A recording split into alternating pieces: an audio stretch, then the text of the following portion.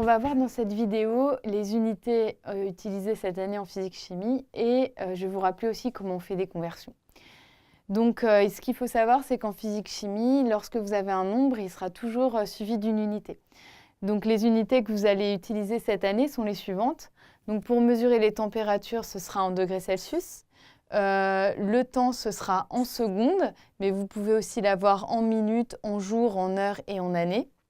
La masse, l'unité officielle, c'est le kilogramme. Attention, dans le langage courant, on dit que le poids est en kilogrammes, mais c'est une erreur, hein, c'est la masse qui est en kilogrammes et pas le poids. Le volume, c'est officiellement en mètres cubes, mais usuellement, on va souvent utiliser le litre. Et les distances sont exprimées en mètres. Mais à chaque fois, on peut utiliser les multiples et les sous-multiples de ces unités également.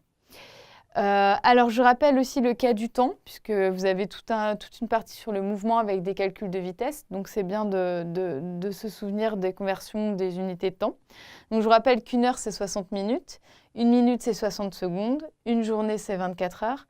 Et une année, c'est 365 jours, ou, pour être plus précis, 365,25 si on tient compte des années bissextiles. Et c'est plus sérieux et plus précis d'en tenir compte. Donc, si par exemple on veut calculer le nombre de secondes qu'il y a en une heure, eh bien, il faut faire le calcul suivant. Une heure, c'est 60 minutes. Et dans chaque minute, il y a 60 secondes. Donc, pour avoir le nombre de secondes, on fait 60 fois 60. Et ça fait 3600 secondes. Si on veut savoir le nombre de secondes dans un jour, eh bien, on va se dire que dans un jour, il y a 24 heures. Dans chacune de ces heures, il y a 60 minutes. Et dans chacune de ces minutes, il y a 60 secondes. Donc, on multiplie pour avoir le nombre de secondes dans un jour, etc., etc. Alors, on va voir maintenant d'autres conversions. Alors, c'est des conversions qui sont différentes, hein, puisque là, vous voyez, on multiplie par 60, 24, etc. Pour les multiples et les sous-multiples des autres unités, ça va être beaucoup plus simple. Donc, c'est le tableau classique. Donc, j'ai mis le cas général ici. Donc, l'unité au centre. Et puis, en dessous, on va avoir déci, centi, milli. Et au-dessus, déca, hecto, kilo.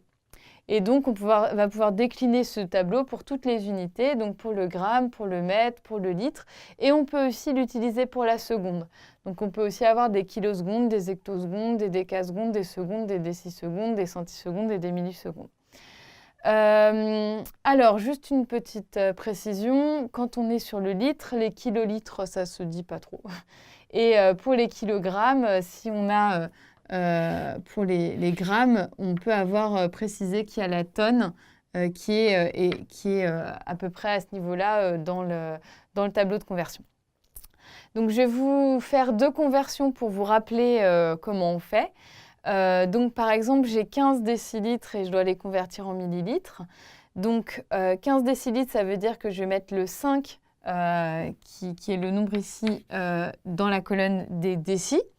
Et le 1, je vais le mettre dans la colonne juste avant. Et je veux convertir ça en millilitres. Donc, je vais rajouter des zéros jusqu'à la colonne milli. Et donc, 15 décilitres, ça va être égal à 1500 millilitres. On va voir un deuxième exemple pour illustrer le cas des conversions avec des zéros et avec des virgules. Donc, par exemple, si j'ai 0,015 décalitres, eh bien, je vais mettre le 0 et sa virgule dans la colonne des décalitres. Et donc, dans la colonne d'à côté, je vais mettre le 0 et dans les colonnes successives, je vais mettre le 1 et le 5. Et je dois convertir ce nombre en litres. Donc, en fait, je vais décaler l'unité.